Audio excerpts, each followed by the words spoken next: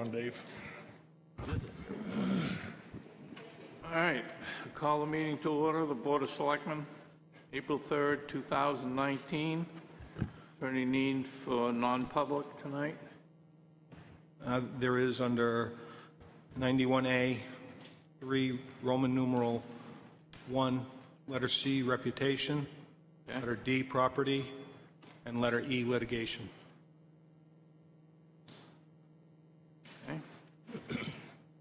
We have minutes for March 20th. Anybody have any changes? I do.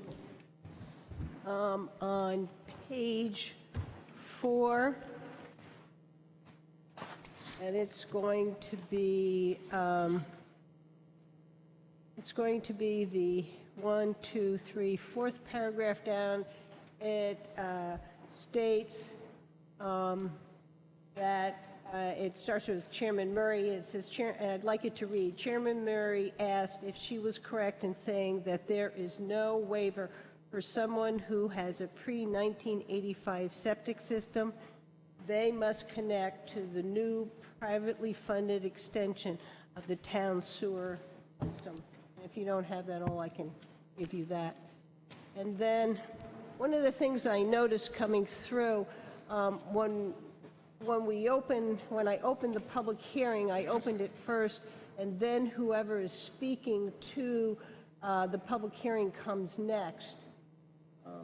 The opening and closing don't come one right after another. On page 6? Starting on page 4, going all the way through. Yeah. And then my last one is on page 19, starts on 19. And I'm looking at the last paragraph, and it is the second from the bottom line. It says, we've accomplished a lot of things over, and it should be the last 10 years. And then over on to the next page, it's going to start, let's see, 1, 2, 3, 4, 5th line down, coming in and fixing our water. It's not plant, it was pipes. Dealing with okay, and then the next line needs a water plant. And then the following line, and the end of that line is a safe yield of our water reservoir. And then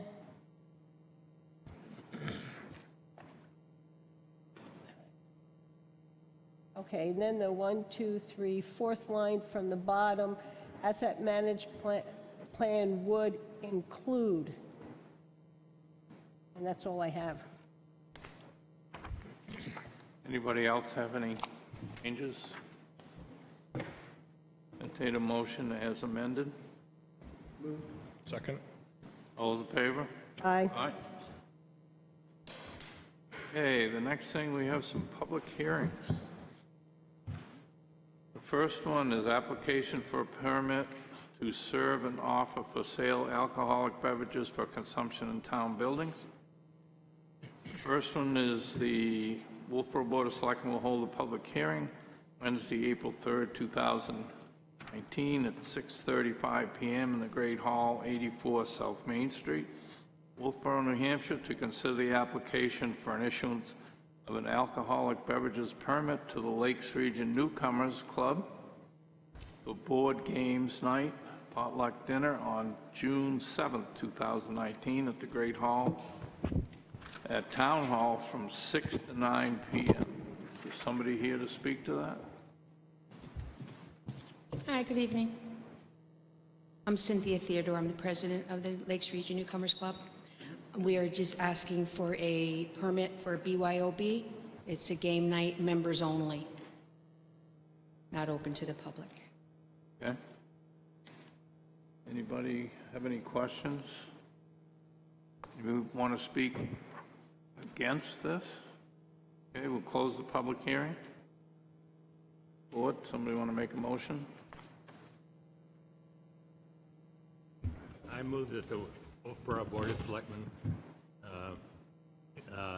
give an application for the issuance of an alcoholic beverages permit to the Lake Region Newcomers Club Games Night, potluck dinner on June 7, 2019 at the Great Hall from 6 to 9 p.m. Okay, all those in favor? Aye. Aye. Thank you. Thank you very much.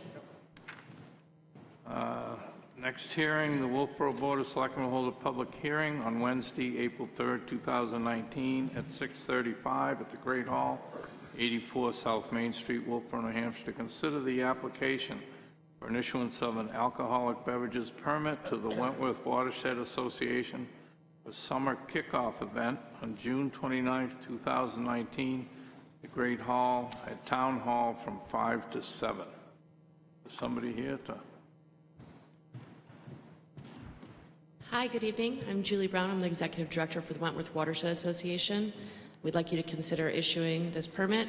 We are hosting our annual kickoff meeting for our members. We will be providing beer and wine for our members only. It's also going to be a celebration of our completion of our Heathbrook campaign and the purchase of the Brewster Heath property that night. So we're hoping that you will issue the permit. Anybody have any questions? I just, did you bring in the insurance writer? Yeah, Okay, that was the only thing I saw missing. Thank you. no problem. Anybody want to speak against? Yeah, close the public hearing. Board, somebody like to make a motion? I'll move to issue an alcohol beverage permit to the Wentworth Watershed Association for a summer kickoff event on June 29th, 2019 at the Great Hall at Town Hall from 5 p.m. to 7 p.m. All those in favor? Aye. Thank you.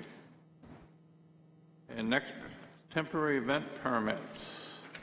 New England Lyman Group to hold a boat show free to the public at the town docks on June 8th, 2019 from 9 a.m. to 2 p.m. Somebody here speak for that?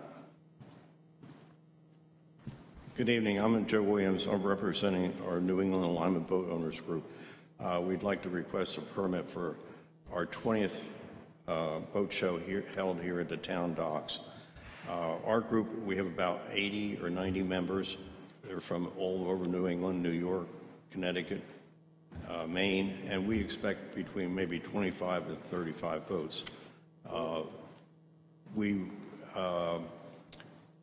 do not charge any admission fee, and we do not charge any registration fee. Everything is free. And we encourage everybody to just have a good time, learn about Lymans and their boats. We encourage people to bring them in any condition. As long as they can float, they can bring them. And we also encourage people, they have Thompsons and Pendians. Any boat that's similar to Lyman construction is more than welcome. And we are very, any boats that are coming from the outside that have to be launched at the town dock, we inspect thoroughly. We have 2 people assigned to the milfoil deal. So the boats are inspected, the trailers are inspected, and we dispose of the milfoil. So we're very aware of that problem in our lake, and we don't need to encourage any outsiders bringing more in. Does anyone have any questions?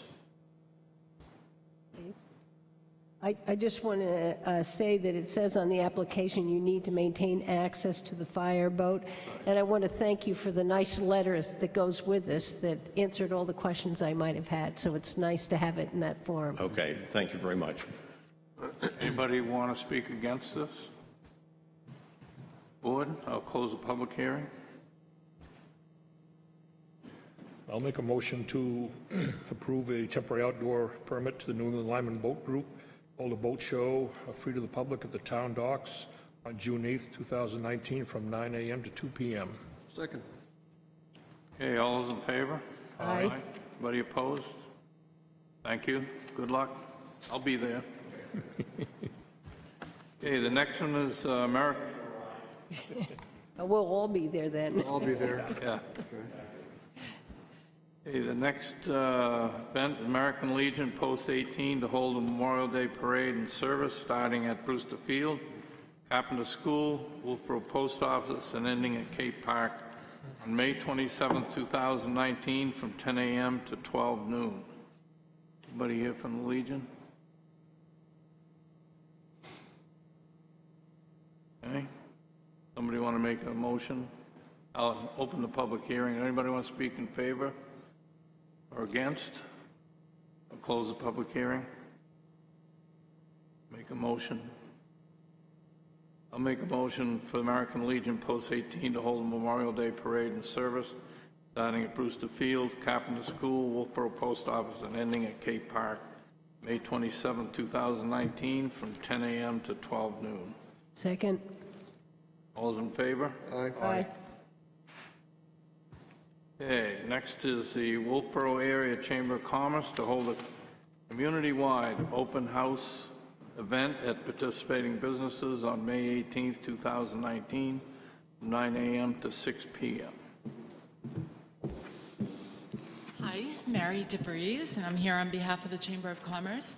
And it was a new event for the community last year. Looking forward to the opportunity to present it again. So it's really just an open house for the businesses to kind of invite residents and visitors in to see what they offer, kind of get a fresh look at things. So the businesses will be open during their normal business hours, so they will be different for some. And then we also feature in this event, it's called the Paddle Battle. So this event is taking place on the same day as the Lions Club's Great Smith River Canoe and Kayak Race. So in keeping with that theme, we have these handmade miniature wooden rowing paddles that we will distribute to the participating businesses. They're going to hide the paddle in their place of business, and then we'll be giving all of you who are coming out for the event a map to go on a self-guided tour to try to find the paddles, because the more paddles you find, the better chance you have at winning a prize. So we have some great prizes. So it was fun last year. We're looking forward to doing it again. Thank you. Anybody wish to speak in favor? Anybody against? Close the public hearing. I have a comment. What's nice about this, not only do you have the Smith River Canoe Race, you have this put on by the Chamber, and I think it's the Boy Scouts that also have a weighing station for the fishing derby, and I'm down there most years, and a lot of people are there, so it's a fun time in Wolfeboro. Yeah, and we'll be happy to spread the word on all of what's going on. Okay. Somebody like to make a motion? I'll move to approve the Wolfeboro Chamber of Commerce to hold a community-wide open house event at participating businesses on May 18th, 2019, from 9 a.m. to 6 p.m. Second. Okay, all those in favor? Aye. Thank you. The next one is the Wolfeboro Area Chamber of Commerce to hold the annual Moonlight Madness event on Railroad and Central Avenue, Main and Center Street, Dockside, Egress, Ingress, Town and Cape Park. Community Bandstand on June 14th, 2019, it should be, from 5 to 9 p.m. Yes, so Mary DeVries here, and Moonlight Madness has been going on for many, many years, and it's an opportunity for the businesses to have tables out on the sidewalks, and then also have sales indoors as well. We have clubs, nonprofit organizations who can set up a table, talk about their efforts, and if they have a fundraiser going on, it's an opportunity to feature that at the table on the sidewalk. And Moonlight Madness also features some entertainment. We'd like to even add to that schedule of entertainment. So I would also say that this event invites local artists, anyone, if you're musical and you would like an opportunity to build your portfolio, love to talk with you. You can come out and we'll put you in the schedule and find a spot for you. Thank you. Anybody want to speak against this? Okay, we'll close the public hearing. Somebody like to make a motion? I'll make a motion to approve the Wolfeboro Area Chamber of Commerce to hold the annual Moonlight Madness event on Railroad and Central Ave, Main Street, Center Street, Dockside egress and ingress, Town and Cape Park Community Bandstand on June 14th, 2019, from 5 p.m. to 9 p.m. Second. Okay, all those in favor? Aye. Okay, the next one on the list, the Wolfeboro Area Chamber of Commerce to hold sidewalk sale days on Main Street, Central Ave, Railroad Ave, Central Ave, Center Street rather, Central Ave, Dockside egress ingress on August 30th, 2019, 9 a.m. to 6 p.m. And it should be the Friday and Saturday. I'm sorry, I missed that on the Okay, agenda. I have one date on mine. That should be the 30th and 31st, Mary? The application. If you look, the has 2 days. application has 2 dates. Right. Yeah. So we are asking to hold sidewalk sale days on both the Friday and Saturday, the time that you 31st? stated. Yep, 30th and 31st. Yeah. And sidewalk sale days is just that. Get your sales out on the sidewalk and everybody come out and see what the good deals are for this year. Hey, anybody speak against this application? I'll close the public hearing. Would you like a motion? Yes. I'll move to approve the Wolfeboro Chamber of Commerce to hold sidewalk sale days on Main Street, Center Street, Railroad Avenue, Central Avenue, Dockside egress and ingress on August 30th and 31st, 2019, from 9 a.m. to 6 p.m. I'll second that. All those in favor? Aye. Thank you. Thank you. New Hampshire Boat Museum to hold a model yacht regatta on June 1st, 2019 at 95 Glendon Street, 8 a.m. to 5 p.m. Mark Whitehead, member of the New Hampshire Boat Museum Board, and I'm responsible for the model yachting program. These are the smallest boats. They're only 12 inches long, so it's, when you get a heavy wind, it's quite exciting. This is very low-key event. Usually we have about 15 participants. We'll gather along the path on that June 1st Saturday. Very quiet event and just a lot of fun. Any questions from anybody? Okay, anybody want to speak against this? Close the public hearing. I'll make a motion, New Hampshire Boat Museum to hold a model yacht regatta on June 1st, 2019 at 95 Glendon Street, 8 a.m. to 5 p.m. Second. Okay, all those in favor? Aye. Thank you. Boy Scouts of America, Daniel Webster Council to host Winnie Derby Fishing Tournament, Fish Derby Weigh-in Station at the Wolfeboro Town Docks on May 17th and 19th, 2019 from 8 a.m. to 9 p.m. and May 19th, 2019 from 8 a.m. to 12 p.m. Good evening. Dylan Croston with Daniel Webster Council. So this will be the 36th annual Winnie Derby. It's the third year that Daniel Webster Council and the Scouts have been the host organization. So essentially what we're looking to do is just what we've done the last 3 years. Have a weigh station right over here. We'll have volunteers that are with the Scouts. We'll have some local Scouts be there as well, a representative from Fish and Game biologists. And it's a really great event. We bring folks from all over this area and even further away. I know last year it brought a lot of local business for the restaurants and clothing stores because it was quite chilly that entire weekend. I know I bought several items of clothing.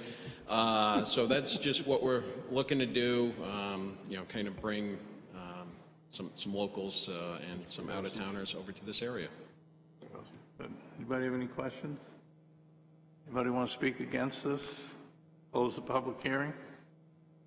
Somebody like to make a motion? Well, there's just one thing on the application. It says, "Do not block access to the fireboat," but I don't think you're anywhere near it, but it is on the application. That is correct.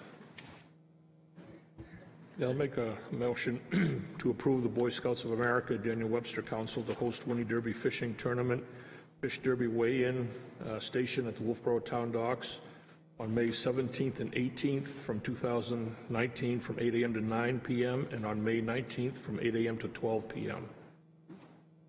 I'll second that. All those in favor? Aye. Thank you. Thank you. Thank you.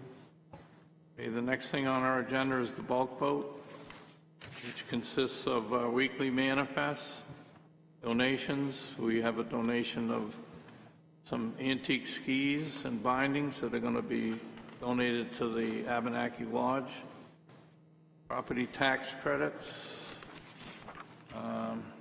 yield tax levy, current use abatements, and vouchers from the Capital Reserve Fund.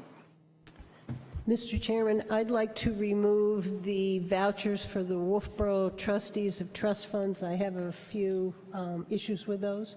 Okay. So I'll make that motion that we remove that at this time to discuss it. I'll second that. Okay, all those in favor? Aye. The first one is the 1996 Public Works Vehicle Equipment Replacement Capital Reserve. The date says December 2017. That date should be December 2018. If we look at the purchase orders in the back, these were 2018 purchases. So I believe that that should be that figure, or that date should be changed. And the other one that I have an issue with is the money coming out for the Foss Field building of $414. And when I went to look at our annual report, and as people said, the figures are very small, I see that there's only $327.64 in that capital reserve. So I would like to remove that one from the vote today until we get that straightened out. Okay. Anybody have anything else? So I'll make a motion that we do not improve the 2001 Park and Rec Fossfield Capital Reserve for $414 for reimbursement for gravel for the Fossfield building. I'll second that. All those in favor?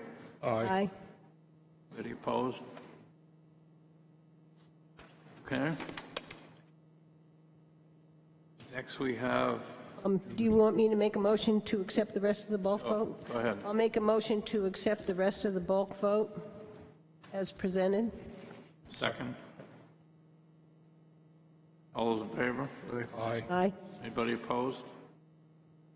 The next is appointments. Ag Commission. Marge Strunk. She here? Oh, there she is. There you are. I see you want to be on the commission still. Yes. Just explain to the people what you do, where your farm is. I'm on College Road, and I have poultry, ducks, peahen. I also have fruit trees, and I do a lot of farming and stuff like that, so. Okay, thank you. Sure. Somebody want to make a motion? I'll make a motion to appoint Marge Strunk to the Agricultural Commission as a full member for a 3-year term. Second.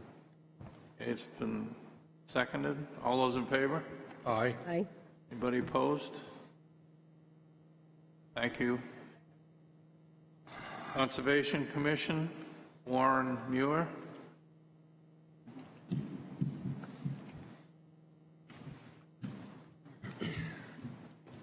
I'm Warren Muir. I'm an environmental scientist. The family has lived here for over 65 years, and I've been the owner of the property down in Winter Harbor for over 30, and have been living here full-time since 2013, and have served the last year as an alternate on the Conservation Commission. environmental scientist and care about these things, and happy to serve. Thank you. I'll make a motion to appoint Warren Muir to a 3-year term on the Conservation Commission. Second. All those in favor? Aye. Thank you, Warren. Thank you, sir. Also for the Conservation Commission, Ed Roundy. I don't see Ed here, but I'll make a motion to appoint Ed Roundy to the Conservation Commission. Second. All those in favor? Aye. Aye.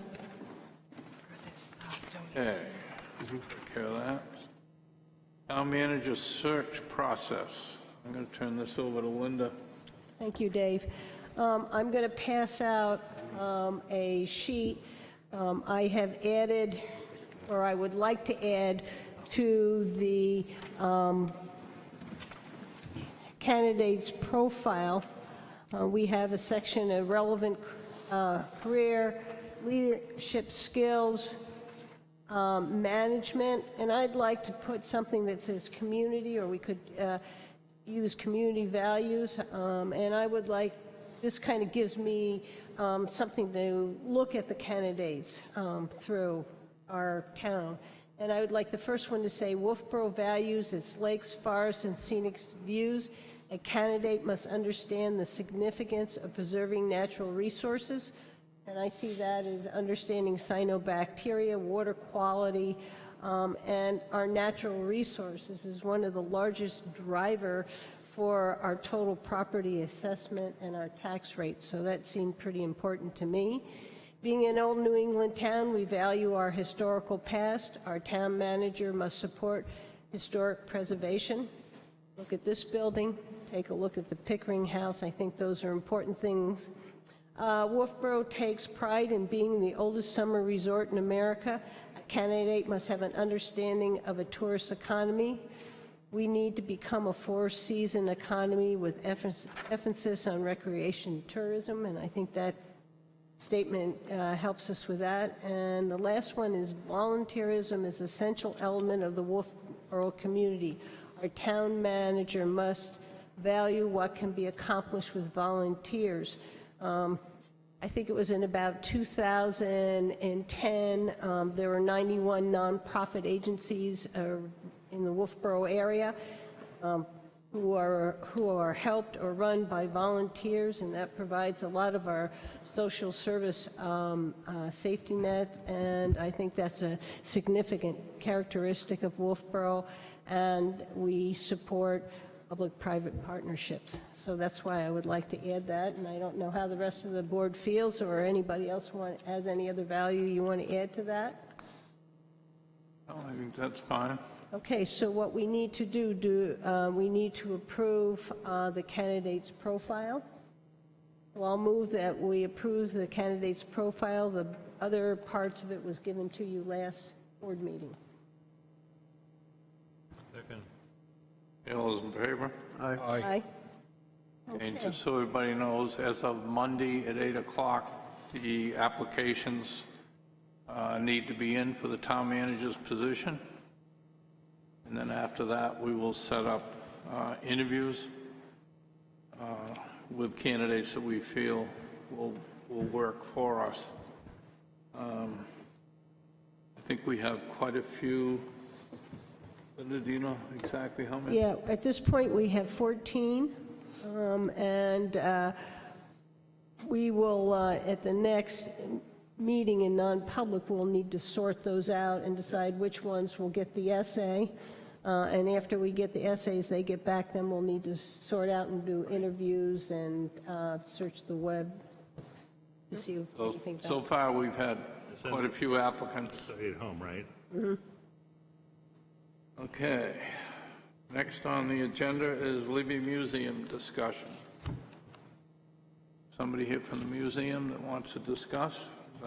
I've got some documents that I'd like to pass across. This is with regards to the Bieber Foundation and the proposal going forward. We've completed the RFQ. It's in final proofreading now. We're tentatively scheduled to open that bid on May 6th, and I believe Alana is here to be able to speak on behalf of this further.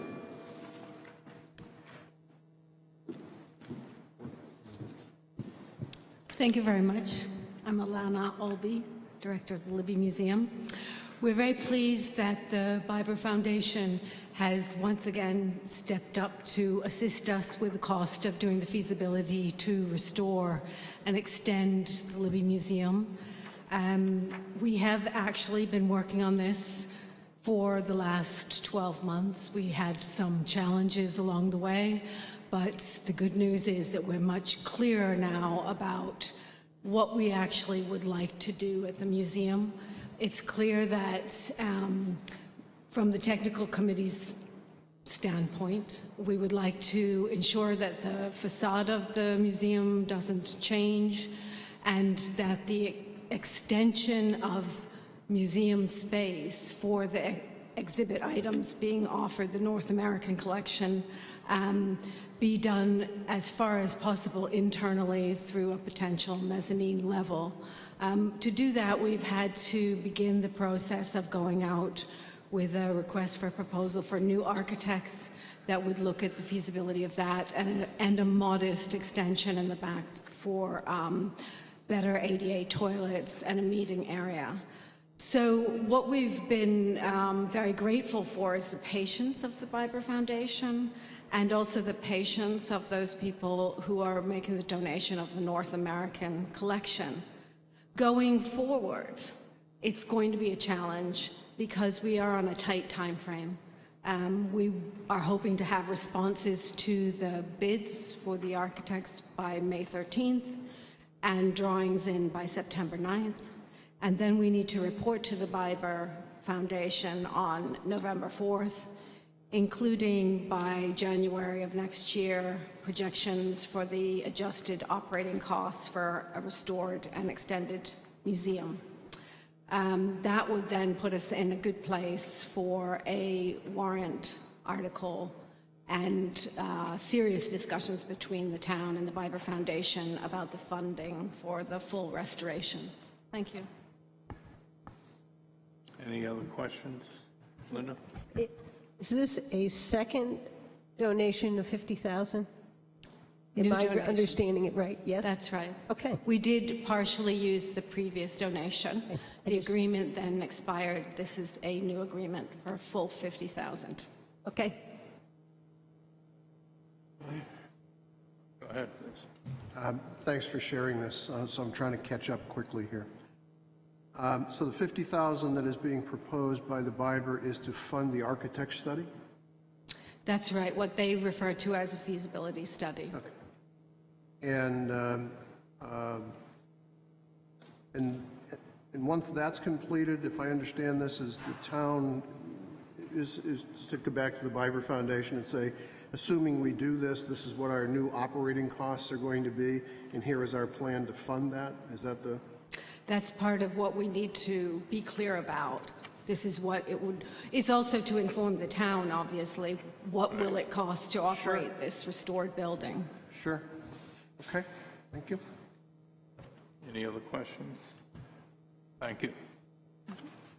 I'd like to make a motion to authorize the chairman to sign this agreement between the Keenans and the town for the gift of the North American Animal Collection to the Libby Museum, with the dates that are specified within the agreement there for the to meet for the feasibility study and timelines. Who's second? Yeah, Dave seconded. David. Okay, all those in favor? Aye. Aye. Okay, we want to take up Pop Whalen next? Okay. Pop Whalen rates? So I believe you had received an email from me with a summary of the Pop Whalen rate increase proposal. We've gone through the numbers from the different accounting softwares, the Max Galaxy, which Christine uses, the town audit report, the town Muni Smart system, and the problem that we're trying to get a handle on is the accuracy of the numbers. So one thing is clear, Christine is, with Pop Whalen, trending in the right direction. Her losses appear to be reducing. And right now, with the 2018 audit taking place, we don't have a good number as to what the costs of operation and revenues were. So I believe at this point I can hand it over to Christine, and we can try to answer any questions that you may have. No, I haven't. This is just, I just did a breakdown of usage, because you had asked about usage. Good.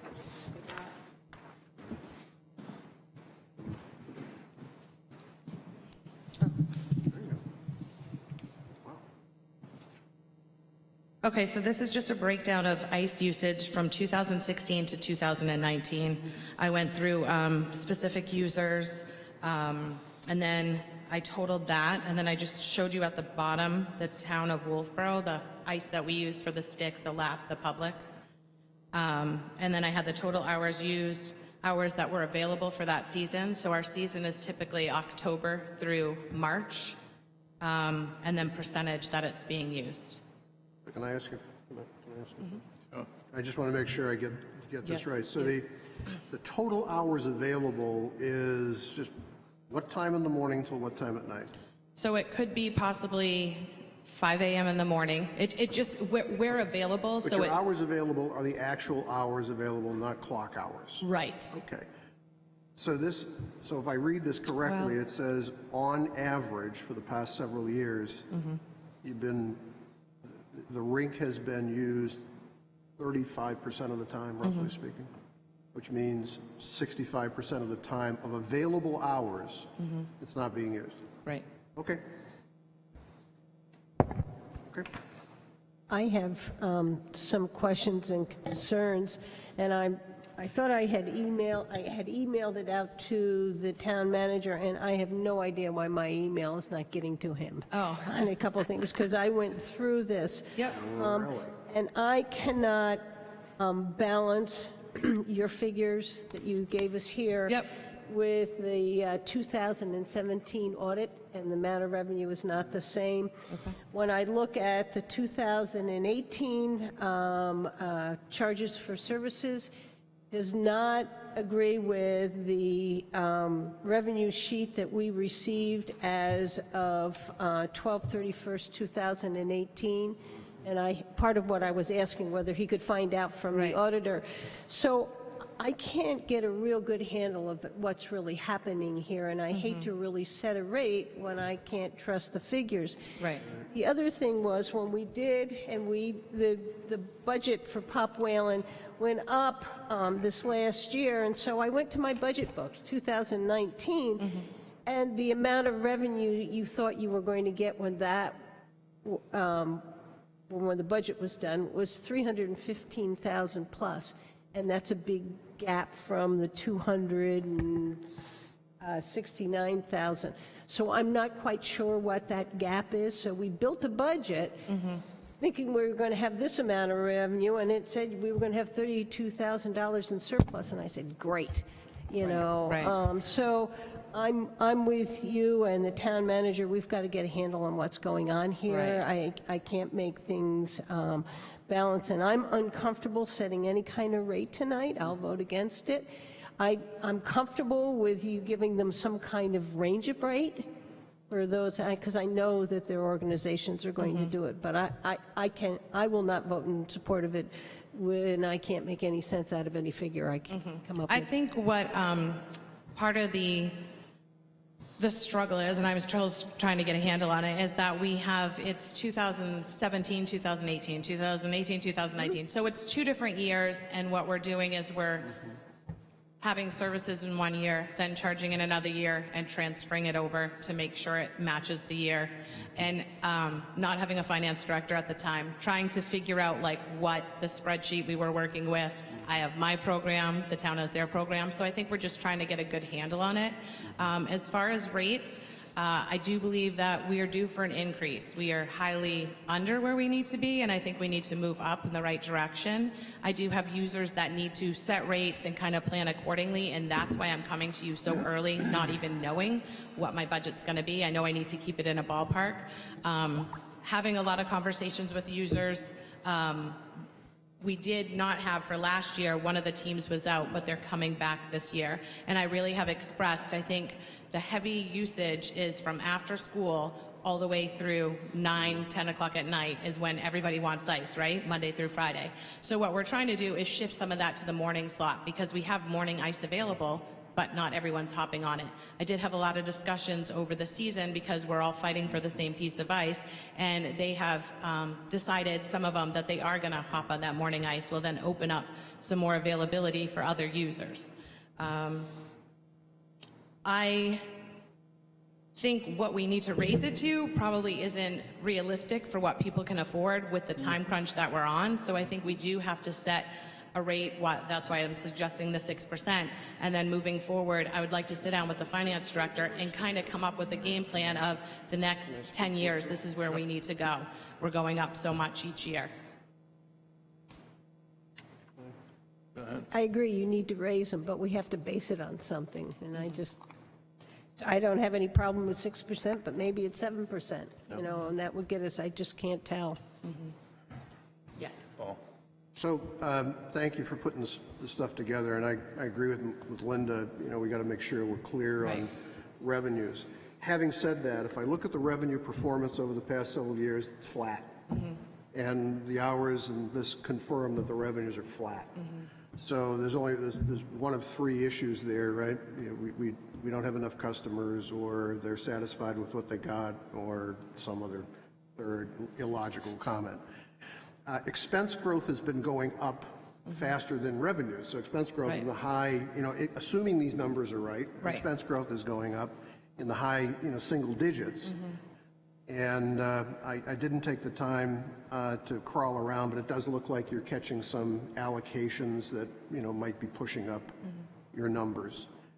So having said all of that, I mean, I went back and I looked at the definition of what an enterprise operation is supposed to be, and the headline on what an enterprise operation is supposed to be is a service provided to the public where the revenues and the costs kind of cancel each other out, and, you know, if a taxpayer doesn't want to participate, they don't.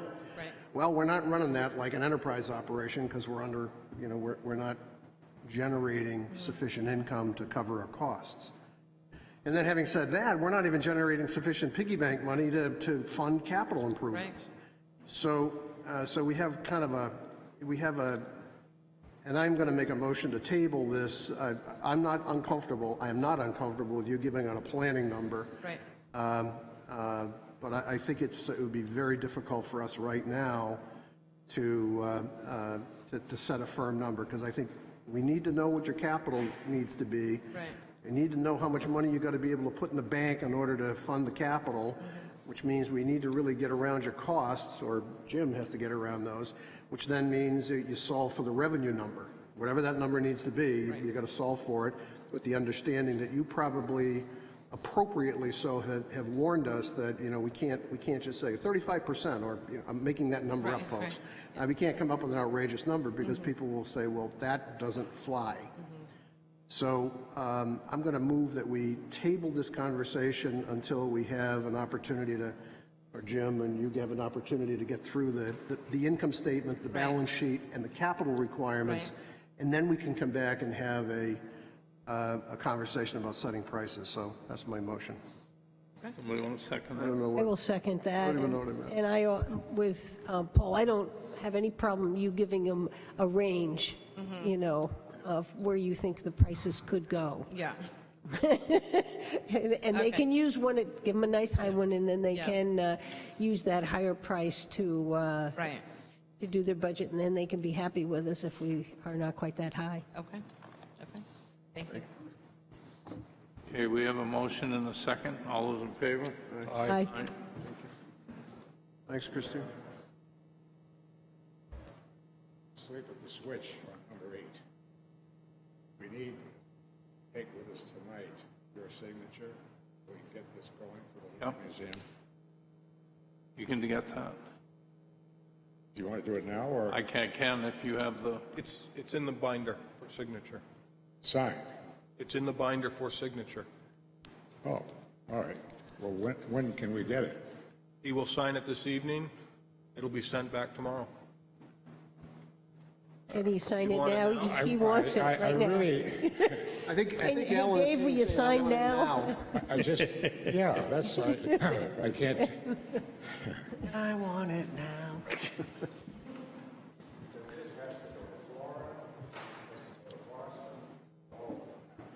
Scan it. There you go. Thanks a lot.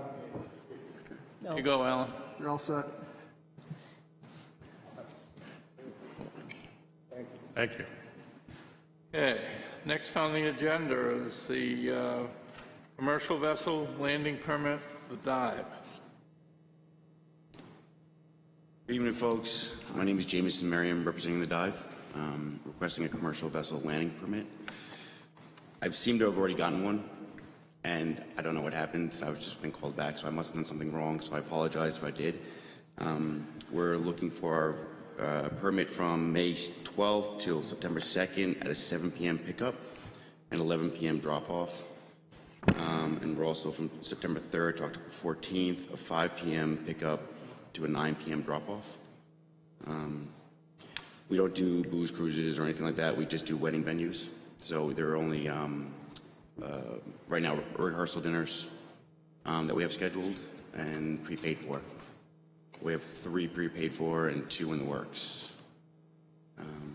Can you give us copies of what you just said? I sure can. What I already did, but I can redo that again for you guys if that's okay. And I think I was told that you guys might have some questions about the operation. Well, I think the big question was, what kind of a schedule do you have for coming into the docks? So we're not going to be on a schedule. Like, we're not going to be there every night. We only did every day at 7 p.m. because we knew we were in between the Winnie Bell and the Mount Washington, obviously, day pickups. So we were trying not to, get in anyone's way. And so when people do have a wedding venue that they want to be picked up, we just wanted to have a place for us to be able to say to them, yes, we can come get you at that point. Yeah, but you don't know when those dates are yet. Well, no, we only have certain dates right now. Like, we have, I can tell you a couple dates that we have in place already. We have May 31st, which is confirmed, June 28th, which is confirmed, August 2nd, which is confirmed, June 7th and July 5th are both in the works. And again, I think they range between 40 and 50 guests for rehearsal dinners only so far on all 5 of those. So we just have, if someone has a pop-up wedding and they need to get picked up at Wolfeboro, that's why we have it for all those dates. But we're not like a regular pickup. We just paid for it in case we needed someone, needed that pickup at that point.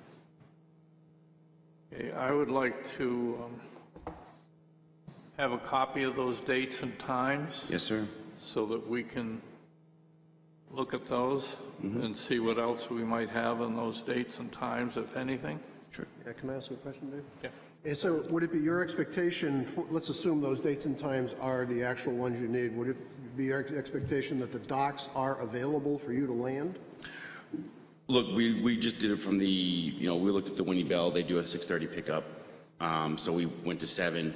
We don't see any other, at the moment, we were told there weren't anyone else that was in those positions. That's why the 7 o'clock worked. But we're very flexible with scheduling as well. So we don't need to be just on at that time. It's just whatever works out for the town and for we can tell the customers and they're happy either way.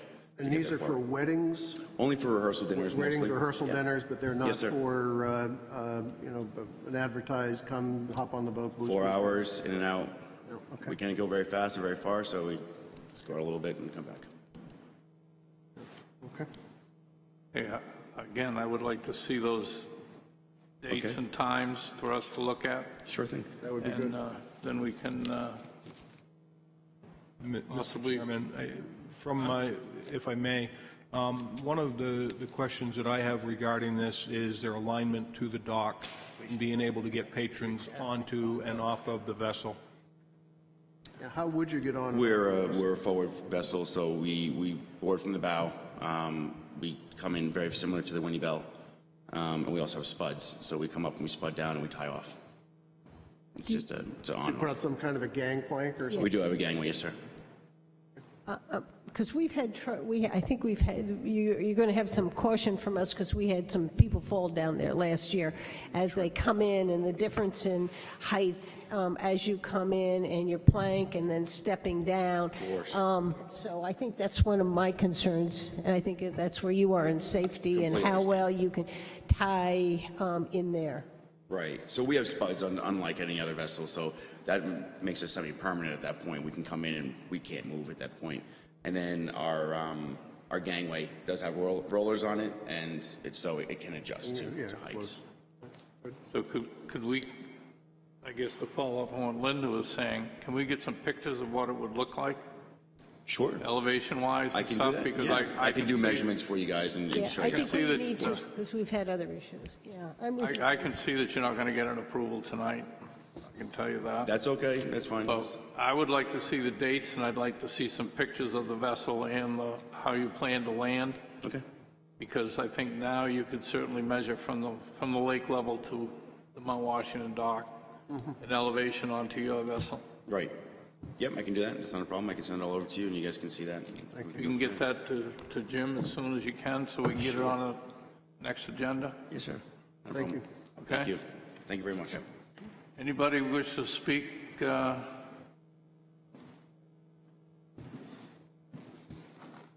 Against? Go ahead, John. I'll just have the manager.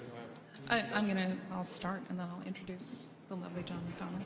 My name is Shelley Birch and I'm the general manager of the Wolfeboro Inn, and we own and operate the Winnipesaukee Bell. So one point that I wanted to make about the Winnipesaukee Bell is that in addition to the schedule that you see online, we do a lot of charters. And so we have a variety of times and bookings that are already on the books through October of 2019 and into 2020 with a whole variety of times. And so we have a really good relationship with the Mount, and we coordinate, very carefully who's approaching at what time and when we depart. And so whatever the board decides, I hope that the gentleman from the dive is able to coordinate with the Mount Washington and with us, given the volume of business that we have. And with that, I will turn it over to lead captain, Mr. McDonald. Yes. Could you give to or get to Jim what you already have in your schedule? Yes. Or charters? The Yes. dates and times? Jim is, you are? Jim Pinio, our town manager. Okay, all right, terrific. Yeah. You could get that to him so we could Yes. possibly match out? Yeah, we just want to make sure that we're all able to coordinate and, Well, and that's work why I'm with asking each if you other. have some already scheduled, if you could get them to us? Yes, indeed. Thank you. Okay. Thank you. Thank you, Mr. Chairman and members of the Board of Selectmen. I appreciate the opportunity to talk to you about the application for the dive. My name is John McDonald. I've been a resident of Wolfeboro for approximately 57 years. I have both substantial boating safety knowledge and operation of a boat. Presently, I work part-time for the Winnipesaukee Bell, and I've worked for them for approximately 6 years. I started as the Bell's first mate, working my way up to lead captain this year. The Winnipesaukee Bell annually attracts several thousand riders each summer. They are provided a 90-minute narrated tour of our great area. Our tour includes telling the riders of the history of Wolfeboro, our lake, our more famous seasonal residents and visitors, and of course our many museums that we have in town. Many of our riders ask for directions to local restaurants to have dinner or lunch. And they also ask, where can I get the best ice cream, where can I get a t-shirt, or where can I get the best lobster roll? We try to give the best directions that we can. As you know, Wolfeboro currently has 3 commercial vessels: the motorship Mount Washington, the Winnipesaukee Bell, and the Millie B. They use Wolfeboro Town docks 7 days a week throughout the summer months. All 3 vessels have been using our docks for dozens of years. I think probably the Mount Washington is over 50 years. All 3 of us work together to accommodate the daily trip schedules and also the additional scheduled cruises that may pop up throughout the season. The present approved commercial vessel operators involve picking up passengers and leaving the Wolfeboro Town docks for extended tours with each vessel in a continuous movement on Lake Winnipesaukee. The dive appears to operate differently in that it drops its spuds. It remains in a somewhat fixed position, allowing people to board from the water. Prior to scheduling any bell event outside of our daily schedule, our staff checks with the Mount Washington to ensure that we don't have any docking conflicts. In addition, our bell captain communicates directly with the Mount captain via UHF radio whenever you're in the same vicinity. I'd also like to present some written evidence, I guess. This bill was presented before the Senate Energy and Natural Resource Committee, and it's exempting commercial vessels from rafting rules. And this was an issue that I believe that the owners of the dive may approach. Due to some voting violations.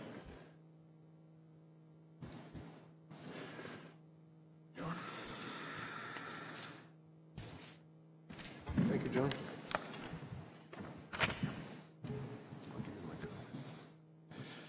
So all three of our boats, the Millie Bee, the Mount Washington, and the Bell, are all more of a charter boat where we all go someplace, we do a tour, then we come and drop passengers off, which is a different operation than the dive, as you can see from what they've been doing the previous years. I guess I'm a little surprised with them sponsoring or trying to get a bill passed in the legislature to exempt them from the rafting rules up in Broad Bay, that they would have an interest or time to come down here in Wolfeboro to look for business.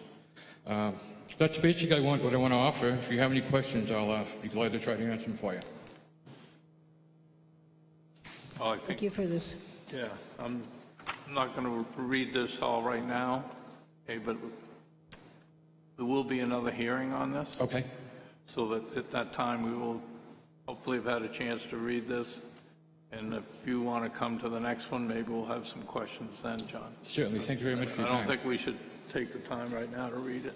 Could I just ask, do you have a letter from Laura Leslie? She's the sales manager in your file from the Wolfeboro Inn? Yes, we do. Great. Thank you so much. Yep. You'll be excused. Thanks, John. Thank you. Thank you, John. Okay, I'll entertain a motion. Somebody would like to make it, or I can? I'll make a motion that we table this. Second. Okay, any further discussion on this? All those in favor? Aye. Okay, next on the agenda is the Chamber of Commerce lease.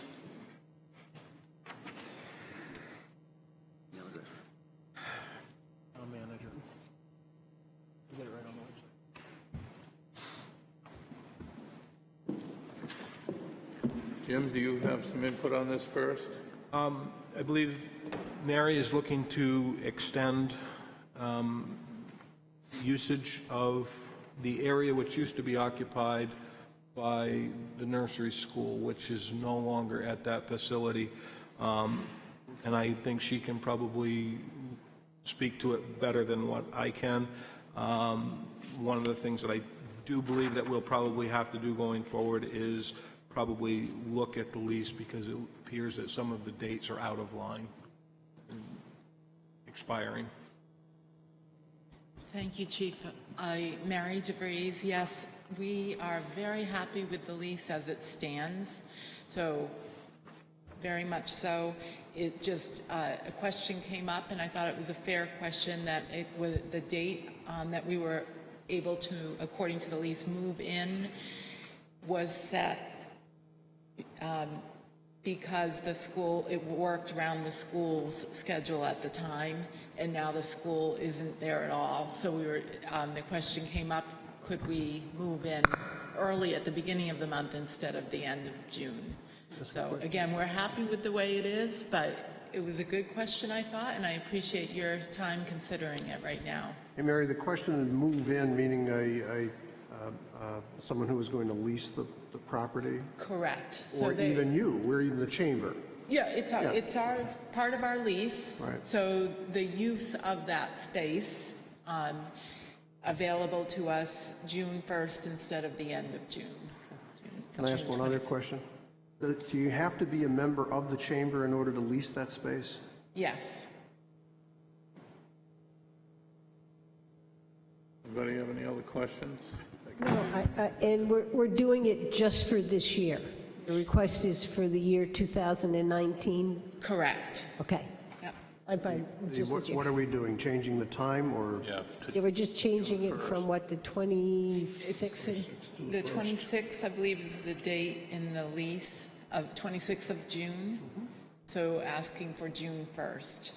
And are you comfortable with Labor Day as a time to get out? I know that came up a little after we had reached out to the interim town manager. I'm going to say yes. Okay. It's Labor Day, and let's just keep it. We're not trying to create too many changes Okay. or challenges. Just wondering. Yeah. I'm fine with that, Thank as long as we look at it this year, and then we look at it again next year. Would you like to make a motion to that? Yeah, I'll make a motion that we change the chamber's lease for the year 2019 to start on June 1st for the space previously occupied by the nursery school. I'll second that. Okay, all those in favor? Aye. Abstain. Opposed? Abstain. That was a tough one. Thank you. Okay, moving right along. Josiah Brown scholarships. This was one of the items that we discussed earlier in my tenure in this position, and we reviewed the scholarship data and a couple of items that we found that I believe you have in your package.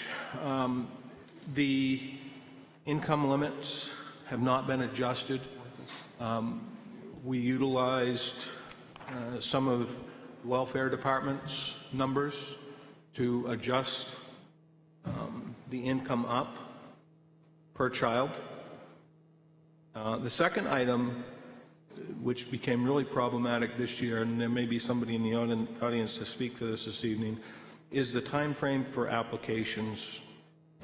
We're proposing to move the time frame for applications to be due June 15th and November 15th. That will give the board time to be able to review, issue the awards, so that the students can get the funds to the college to pay for the tuition. One of the issues we ran into this past semester, the award was issued in January, and the student had already met all of the financial obligations of the institution, and there was no way to be able to disperse funds to the individual.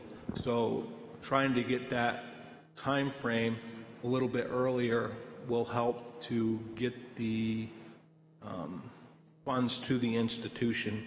And then future consideration, we did speak with the guidance counselor at Kingswood, and one of the points that they brought up, and I don't think we need to talk about this or address this tonight, but going forward, we may want to look at not awarding to a freshman entering. The thought process at the school is they want to ensure that the student finishes the first semester of school and is returning for a second semester of school.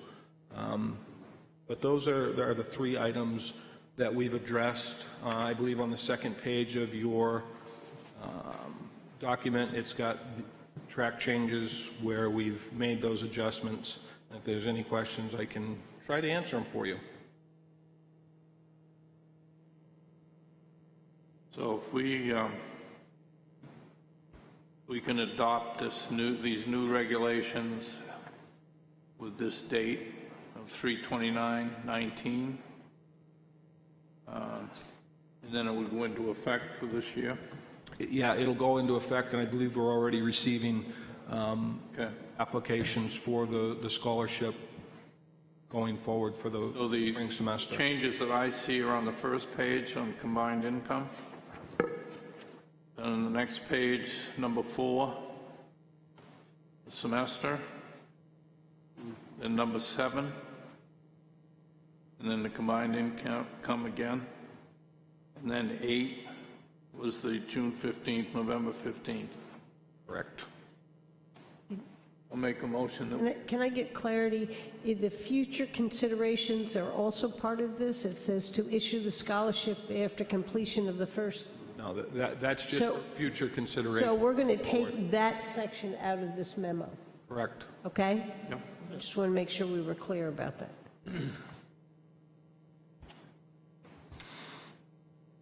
I'll make that in the form of a motion. If somebody would like to second it. I'll second. Okay, all those in favor? Aye. Anybody opposed? Thank you. Okay, finance expenditures report. So, as you're aware, we're kind of having some difficulties in our financial department right now. We are in the process of reviewing applications to fill the finance director's position. We've received 8 applications. We'll be sitting down tomorrow with the interim finance director to review those further. To give you a quick update on the end of February expenditures, at the end of February, we should be at 17% of the budget expended. The general fund is 17.478%. Water fund is 18.317%. Electric is 14.931%. Sewer fund is 41.799%. Pop Whalen, 21.894%. For an overall expense year to date, or year to the end of February, 18.155%. The executive budget is at 23.353%. When you factor out cable and insurance lines, the budget stands at 11%. Town manager expenses, 37.375%, related to departure of former town manager. Miscellaneous executive operating expense, 29.436%, reflects some expenses associated with some long-term employees leaving. Technology, 46.483%. This has to do with some upfront leases. Once those expenses have been factored out, the residual in that budget stands at 4%. Communications, 19.091%. Again, upfront payments inflated that number. Highway and streets, 21.886%. Part of that is because of overtime in the highway line due to plowing, which is at 55.335%. DPW garage, 20.428%. Again, overtime, which is at 72.51%. And also propane expense, which is 18.65%. Abenaki is presently at 40.049%. Obviously, with the winter season, that's where that stands. Economic development, 24.873%. When you factor out Chamber of Commerce line, residual stands at 4%. Debt services, again, this is paid twice a year, January and July. It's currently at 32.954%. Water treatment plant is at 27.407%. When you factor out debt service payments and interest, the residual stands at 11%. Wastewater treatment plant, presently at 51.125%. We factor out debt services and interest payment, it's at 15%. Pop Whalen, presently at 21.94%. When you factor out debt payment services, it sits at 16%. And that's the summary of the report. I can try to answer any further questions you may have. I have a number of questions, but I'd like to come in and talk to the finance director. I can't, no. So I will do that this week. She will be in tomorrow. Okay. Okay. Draft letter to FCC Mobility. Would you like to deal with that one? Jeff? Help yourself. So this is for my colleagues of the board. We've completed all the testing now for the mobile service. The results are on the town website for Verizon, for AT&T, and for the proxy for T-Mobile. You can look at the town map. You can see where the service works. The headline on service availability and coverage in Wolfeboro is not good. I could use another word, but I won't. We know how many customers have the access and availability for cable TV service, because we know the presence on our utility poles. The access and availability of cable TV service in our town could improve.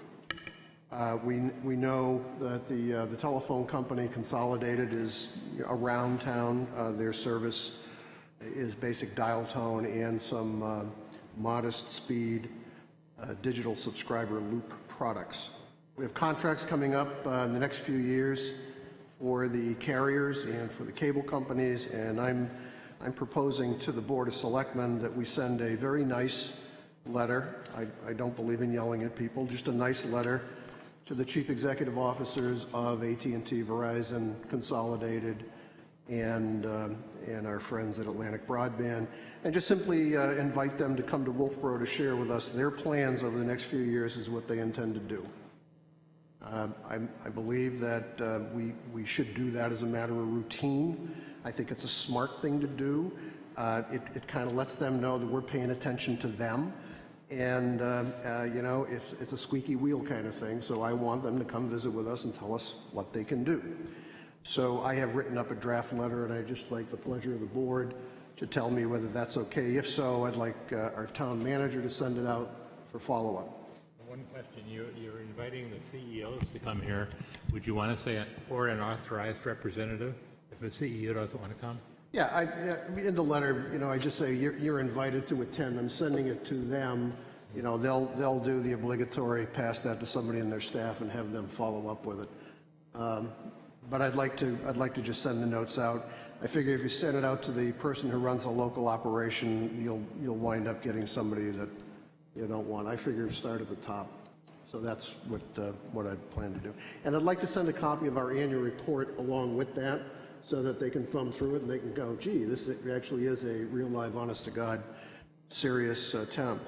One last thing to punctuate this, all of these carriers have been lobbying in some way, shape, or form for new technology and new regulations and that, and they're all promising, each one of them is promising that they are going to make rural America a top priority. I would like to help them focus their energies on making Wolfeboro one of the top priorities for rural America. If they can't get it done here, I think it would be problematic for them to get it done some other place. So I just figure I'm just going to be a burr in the saddle and just kind of poke at them a little bit. So that's what I'd like you guys to. You have any problems with it? You've got two. We don't want. Yeah. What do you got? I think it's a great idea. I support you 100%. My cell service is awful. There you go. So you can work with... Yeah, here's the draft letter. Yeah, All we we got to do have is put it on stationery, and off we go. Okay. Thank you. I think everybody's in agreement with that. Anybody disagree? Okay. Yep. Thank you. All right, next thing on the agenda is old business. Anybody have any old business? Dave, are we going to do committees? Are we going to do committees under old business? Can we do that? I hadn't planned on it tonight, no. Okay. Are we going to do committees? Yeah. Okay, any other business for the board? I have other business. After trying to read and find out how much was in the capital reserve account, I would like to put on the board's agenda to take a look at different sizes of annual reports. This is hard to read. I've had a number of people say that to me, and I found that to be the case. So I would like to add this and look at costs and other ways to try to do the annual report. All you need is a microscope. I know, But they magnifying glass and, you know. Ran out of those at the Blacks. I think they're out. I'm happy to say that Amy Capone-Lucio is already well on that target, and I'm going to make it a minimum of 10-point type. we can do that. But she is looking at the larger book. Okay. And I have one other thing. I'm not done. I just want to remind the public that the Wolfeboro Water Summit is coming on May 11th, and it's going to be addressing cyanobacteria. And so it is from 9 a.m. to 12 p.m., and it's will be good thing for somebody to come who has any issues and would like to learn more. There's also going to be an opportunity to sign up and get educated so you can help the town spot cyanobacteria. Now I'm done. Are you sure? Oh, you never can tell. Okay. Town manager's report. Just to give you a heads up on a couple of items and to the community, on April 10th at 11 a.m., solid waste will be closing for the day. They all have to attend a proceeding, so they will not be on site, so we've made the decision to close the facility. April 11th, 11 p.m., Water Department will be repairing a water main leak in front of the Dive Winnipesaukee building. The audit on-site work has been completed. We anticipate being able to come in front of the board sometime late June into July to provide you with the report. Earlier this week, you may recall we had put into the 2019 operating budget to upgrade the town server. We met with our tech company late last week to discuss the scope of the work, and we actually started to have significant problems with our server on Monday morning. So this is all rather timely. And lastly, the police department, and Captain Libby may be able to speak to this a little bit. Due to some operational efficiencies, they will be looking at and obtaining quotes to be able to close off the window into central dispatch. They will be installing a speaker microphone system so dispatchers can speak with people coming into the building. But after some very high-profile incidents which have occurred recently, it's very problematic for dispatchers to be working there and trying to deal with the public and deal with emergency services. So this decision was made, and Captain Libby may be able to speak further to it.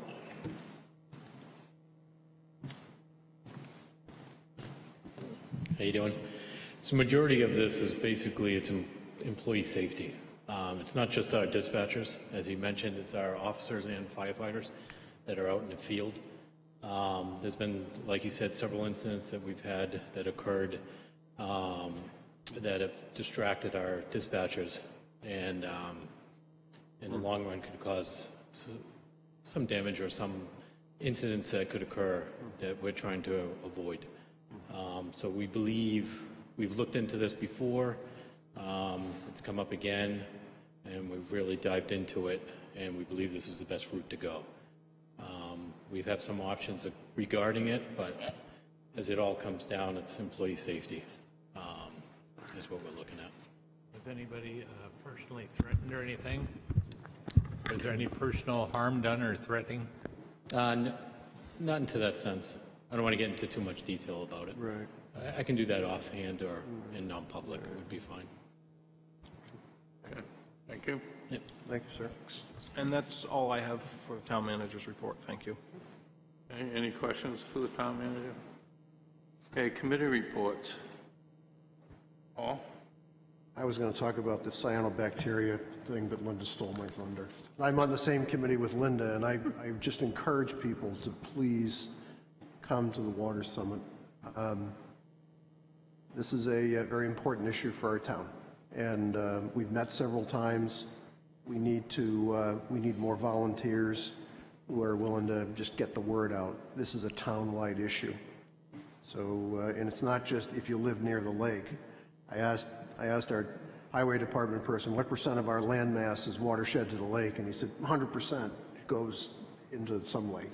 So it's important for those of us who don't live on a water body and do. I've attended police commission meetings, as well as swearing in a new police commissioner. I attended the budget committee the other night, which I thought was a good meeting. The town manager and I spent time with them. You know, they were going through the things that we need to just make sure we put on the diary and, you know, deal with. And so there's a kind of a list of things that we need to just put on the diary and deal with it. They're not big issues. I met with the auditors. We were talking about allocations, so I had a brief chat with the auditors as a follow-up to that. And I'm going to be speaking shortly to a group about our town's energy future, our master plan. I'll be doing that, I think, next week. But that's it. Thank you. Okay, I was at a ZBA meeting this week and also on the committee, the last meeting for buildings and land for the town. Brad? Oh, yeah, last night we had a planning board meeting. It was fairly busy. We had 4 public hearings scheduled. And 2 weeks ago, we had a Friends of the Living Museum meeting that I attended. And that was it for me. David? None for me. Linda? I had a milfoil joint board meeting, and at that meeting, the board decided to not put the dash unit in the water this year. And the reason, we used a new chemical in Back Bay, and we're hoping that that chemical will take care of 90%, 95% of the milfoil. Oh. If it does not do about 75%, the company will come in and reapply it. We felt that there would probably be very little work for the dash unit, so it didn't seem to make any sense to spend the money to unwinterize it and then just have it sit. And as Paul said, I was at the cyanobacteria meeting. I think it's a good committee. It's working hard. We've broken into subcommittees, and if people are interested, there's room on the subcommittees. There's assessing, communication, which is education, and Paul, what one are you on? Communication and education. That's me. Okay. There's one other. So it's assess, prevent, fix, educate. Prevent and fix is the other one. So there we go. That's all I have. Okay. Any questions from the press? No? Okay. Public input. Limit 3 minutes per resident. Hi, Julie Jacobs. Hey, Julie. My child is the one with the problem with the award for Josiah Brown. She did very well this year with scholarships and awards, and we didn't really notice there was a problem of how the checks are always written to the schools now rather than the children. So this fall, we didn't think too much of it. We followed the directions, filled out the paperwork properly. The check of the Josiah Brown Award came late, which was like the second day of school. My child went to work at 8 o'clock in the morning and was told, your position is no longer available. Your student work study has been taken away. So she's like, what? So she went to the registrar's office to find out what was wrong, which she works in the registrar's office, so she went around the corner. Found out that not only did she have a work study taken away because this award came late, she had a student loan, there's a government student loan, was paid down for her without her asking for it, but it was the one that did not have interest. So they kept all the interest-bearing loans and paid down her non-interest-bearing loans. So there wasn't much we could do about it at that point. The people in the office that had trained her for 3 years said, we'll hire you, come back to work tomorrow. So she's okay. We said, all right, we'll just deal, that's good, you did really well, you're okay, we're covered. So we didn't really think too much after that of, okay, it's come late, we know it comes late, it's never, you know, catched us up with the other ones, but that's okay. So we filled out the this scholarship paperwork again in December, turned it in on time, did like we were supposed to, and figured, oh, it just hasn't shown up. I guess you didn't get it. You know, that does happen. So we're like, okay, no problem. And then we got the letter in the mail that says she got it. So we're all cheering, you know, yay, we got it. But it's after everything has been paid up. Okay? Everything's paid up. So now what do? So I immediately called town hall. So wait a minute, stop that check and let's see what's going to happen to find out, can you accept the check? Can we get it back? What's going on? So we were able to hold the check because it hadn't been mailed yet.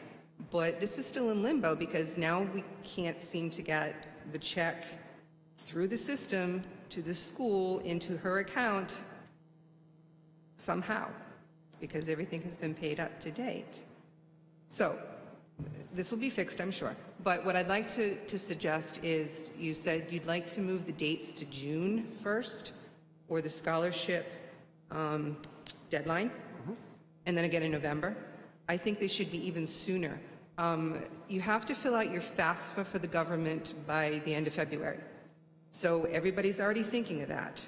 So at the end of February, if you don't have that filled out, you're really in trouble.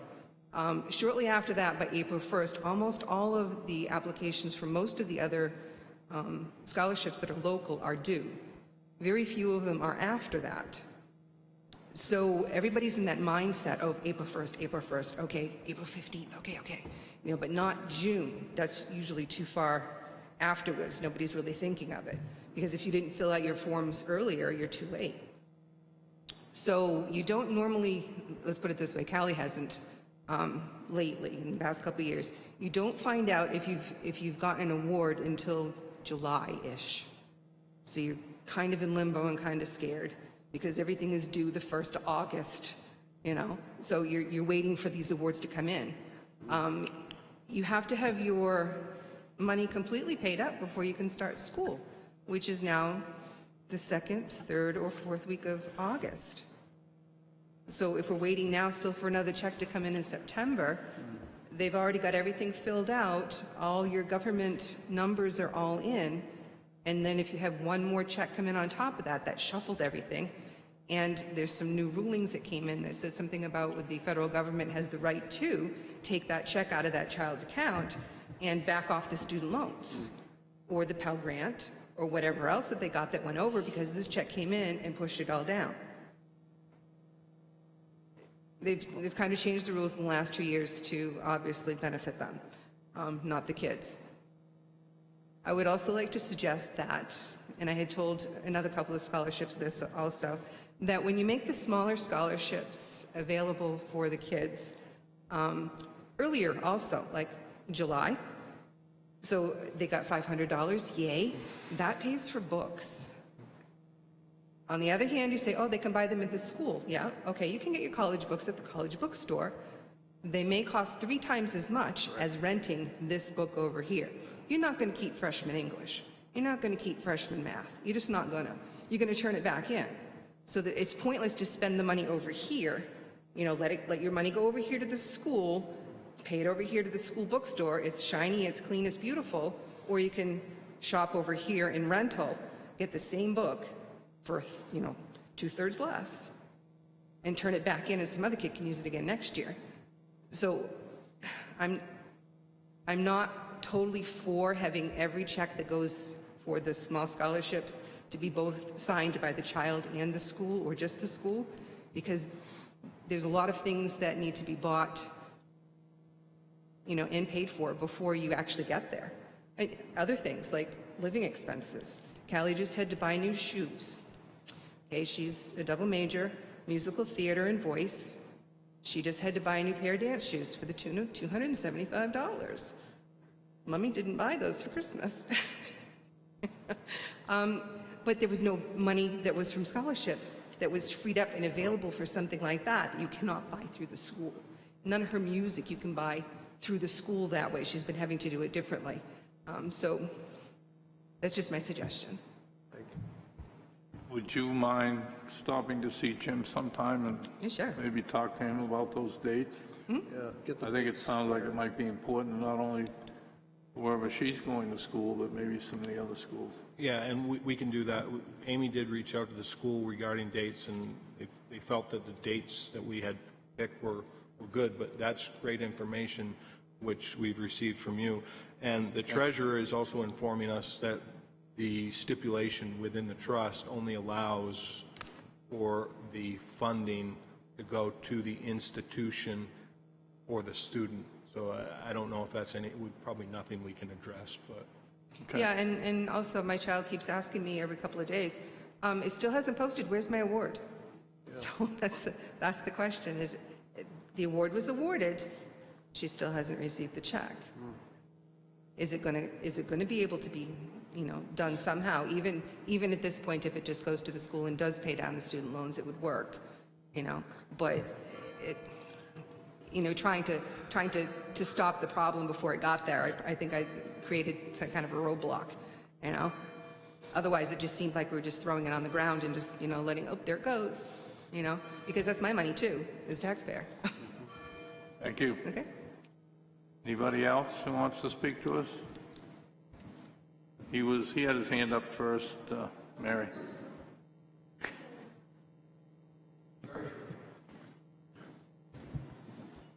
Selectman, Selectwoman, thank you. I'm Dr. Stephen Reinford, and I've come all the way from the German Alps to thank you for the donation, to which I believe you've accepted because I've yet to hear, of the skis. Yes. The skis ended Paul Harvey's situation. The rest of the story will be known as it will come out in the press later. Oh, cool. And with that, the story is priceless. The skis have a value, but so is the priceless aspect of Abernathy.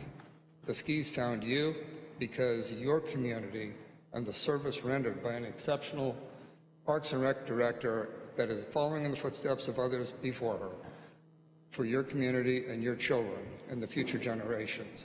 These skis are a small testament to that. Thank you.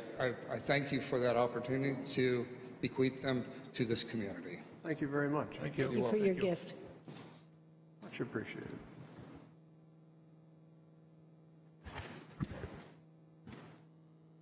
My name is Mary Pinkham Langer. I'm a resident, and I was here on March 6th. Attended the Selectmen's meeting and presented information on my tax abatement request, information on 17 to 18 different assessments, and also presented a right-to-know request. First, I'd like to express the fact that the acting town manager, Mr. James Pinio, is in a learning curve and would not have had any prior knowledge to the items that I'm referencing or events that may have transpired over the past several years. He's doing his best to fill in and complete my requests, and until a new town manager or administrator is hired, any late responses by Mr. Pinio are completely understandable. Pertaining to the right-to-know request, I'd asked for a complete set of CAMA, computerized assisted mass appraisal tables, for the improvement building cost tables, land valuation, and any other adjustment tables from December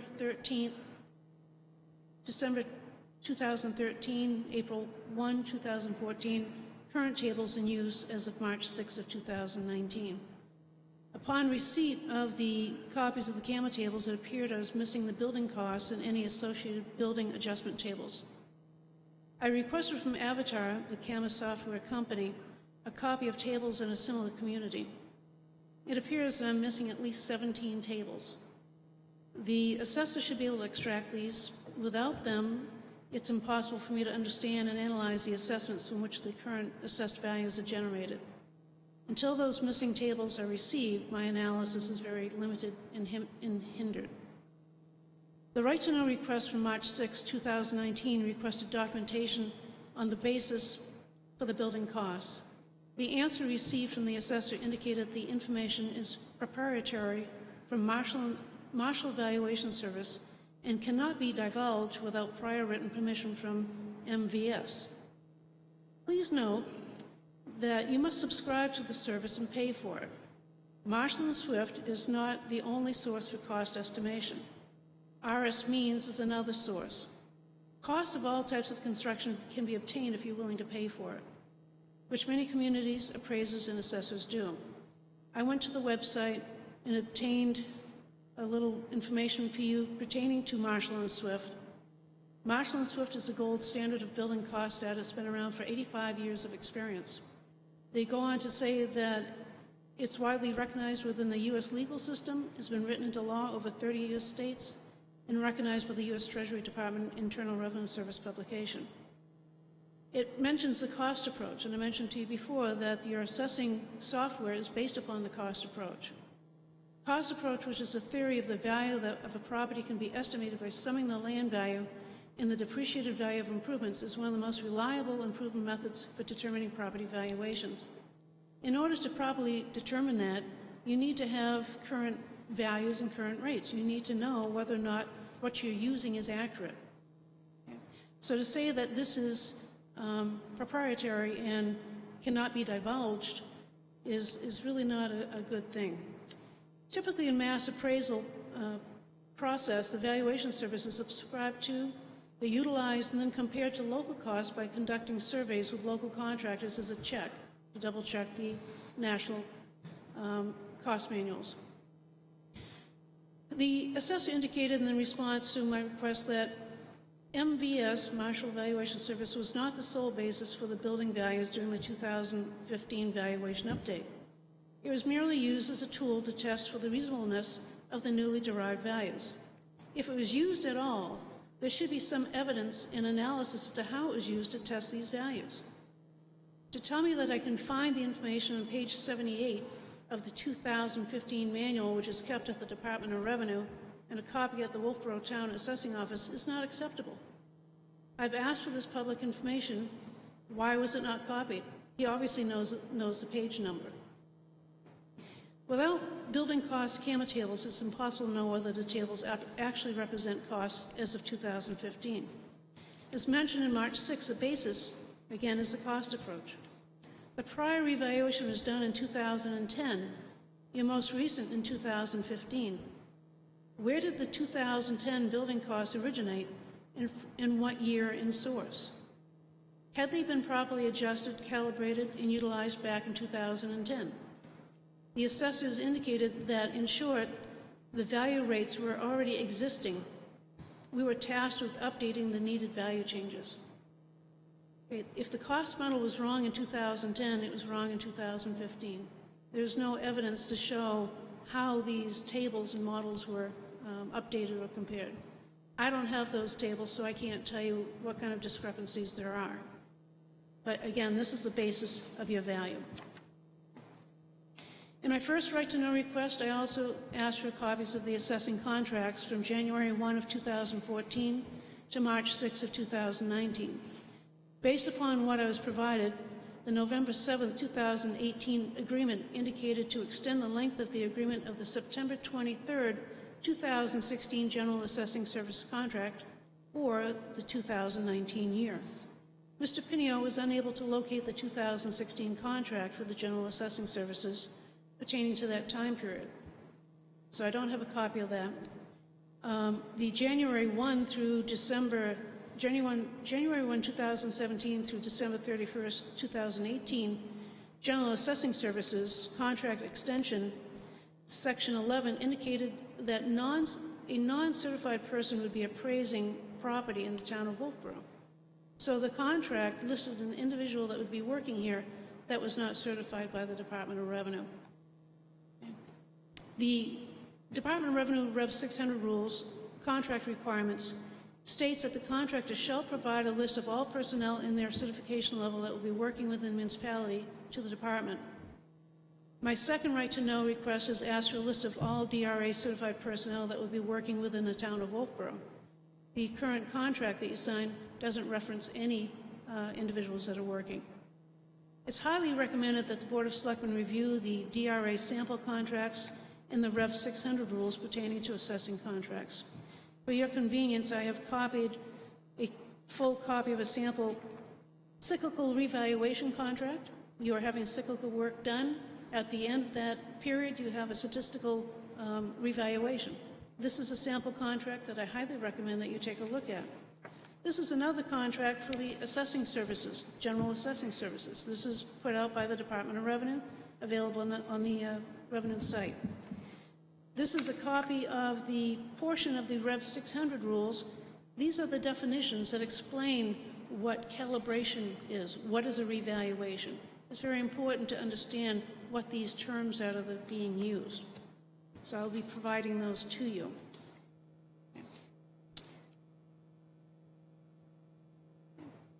When I came the last time, the main focus was the disproportionate assessment of driveway improvements and backup generators. As a part of that research, I also discovered some errors in the assessments pertaining to items that were not assessed or incorrect measurements. Given the number of errors in such a small sample and my very limited focus review, I decided to dive a little deeper into each of the assessments I presented for overall accuracy. The first one that I'll be providing to you is 87 Rocky Shore Road. The boathouse building permit is for a boathouse in the back. It's 31 by 44. The boathouse is assessed at 892 square feet. If I took the 31 by 44, that's 1,346 square feet of area. I then also looked on the aerial photography and estimated the non-square boathouse to be approximately 1,345 square feet according to aerial photographs. So the building, the boathouse, is obviously very under-assessed. In addition, I looked at the basic structure of the building, and by looking at it from the water, which we do quite a bit, the sketch didn't quite look like the building. I looked at the aerial photography and looked at the roof line. The roof line of the building doesn't match this sketch that's on here. Okay. So I really feel there's some problems there. This property was visited twice in 2017. And at that note, it says 2 visits, NOH, no one home. The contract that you have indicates that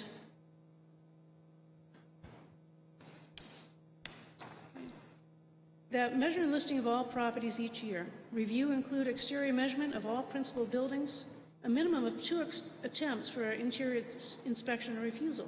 When taxpayer is not at the residence, the contractor shall estimate the features of the building using the best available evidence. Also goes on to talk about the complete data verification of all physical aspects of such properties and 2 impromptu attempts to gain interior inspection. They're at the property, and I don't know why someone didn't measure and figure out that the boathouse is not square, that it's actually L-shaped. Okay? You're paying for this service, and you're not getting the accurate information. Mary, I'm going to have to slow you down.